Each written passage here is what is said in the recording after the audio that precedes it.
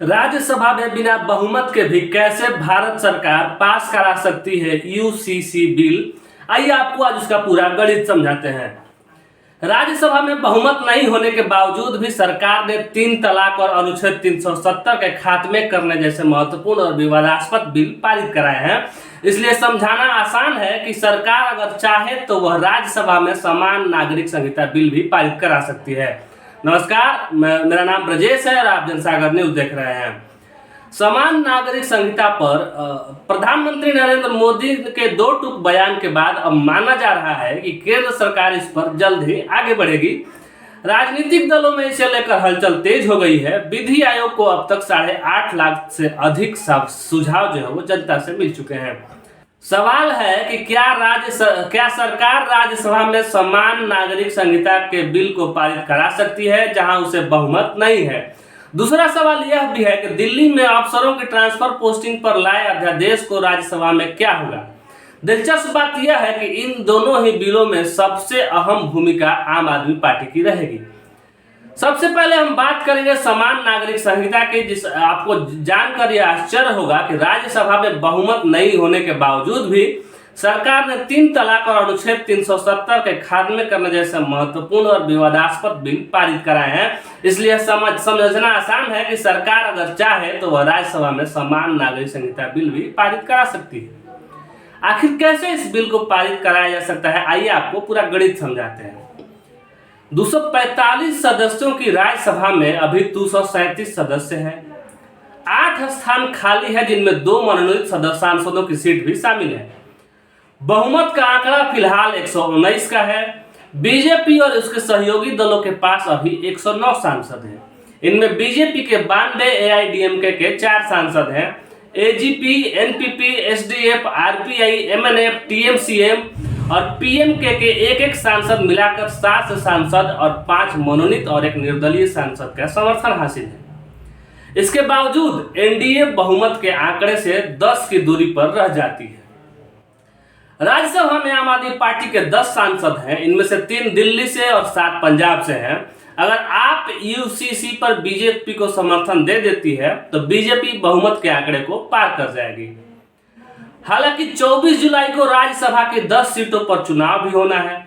साथ ही 1 सीट पर उपचुनाव भी होगा। बीजेपी के राज्यसभा में 93 सांसद थे। हरिद्वार दुबे के मौत के बाद अब 92 सांसद बच गए हैं। मनोनीत सांसदों में 2 स्थान रिक्त हैं। 24 जुलाई को होने वाले राज्यसभा के 10 सीटों में गुजरात से 3 और गोवा से 1 सीट बीजेपी को मिलना तय है।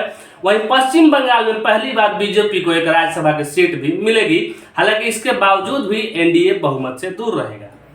बहरहाल बहुमत से दूर होने के बावजूद भी समान नागरिक संहिता का बिल राज्यसभा में पारित कराने के लिए सरकार को ज्यादा मशक्कत करने की जरूरत नहीं होगी, क्योंकि बीजेपी को बीजेडी, बीआरएस, वाईआरसीपी और आपका समर्थन चाहिए। आपके 10 विधायक के 10, वाईएसआरसीपी के 9 और बीआरएस के 7 सांसद राज्यसभा में है। बीजेडी समर्थन का ऐलान कर चुकी है। वहीं आम आदमी पार्टी भी सैद्धांतिक तौर पर पक्ष में है। बीआरएस बिल देखकर फैसला करेगी। हालांकि वाईएसआरसीपी विरोध कर सकती है। ऐसे में आप और बीजेडी को मिलाकर यह आंकड़ा बहुमत के पार जा सकता है। जहां एक तरफ समान नागरिक संहिता पर सरकार और आपके विचार समान दिख रहे हैं, वहीं एक दूसरे मुद्दे पर दोनों एक दूसरे के सामने तलवार लिए खड़े हैं। यह दूसरा मुद्दा है दिल्ली में अफसरों की ट्रांसफर और पोस्टिंग वाले अध्यादेश का, जिस पर अगले महीने शुरू होने वाले मानसून सत्र में गर्मागर्मी देखने को मिल सकती है। 17 जुलाई से शुरू हो सकता है संसद का मानसून सत्र। सूत्रों के मुताबिक संसद का मानसून सत्र जो है आने वाले 17 जुलाई से शुरू होकर 10 से 12 अगस्त तक चलने की संभावना है। लेकिन माना जा रहा है कि इस सत्र में दिल्ली में ट्रांसफर पोस्टिंग वाले अध्यादेश का मुद्दा छाया रहेगा। सरकार कई अन्य बिलों को भी पास कराने की कोशिश करेगी। इसमें कोस्टल एक्वाकल्चर अथॉरिटी संशोधन बिल, वन संरक्षण संशोधन bill, inter services organisation command control और डिसिप्लिन बिल शामिल है। इधर दिल्ली ट्रांसफर पोस्टिंग वाले अध्यादेश पर क्या गणित है, आपको वो भी समझाते हैं। राज्यसभा में इस बिल को पारित कराने के लिए बीजेडी और वाईएसआरसीपी कांग्रेस पर दारोमदार रहेगा। केंद्र सरकार इन दोनों पार्टियों पर निर्भर रहेगी। बिल को लेकर कांग्रेस ने अभी तक अपना रुख साफ नहीं किया है। इसी बात को लेकर आम आदमी पार्टी कांग्रेस से नाराज भी है। अगर कांग्रेस अध्यादेश के खिलाफ गई तो सरकार को बीजेडी और वाईएसआरसीपी कांग्रेस की जरूरत पड़ेगी।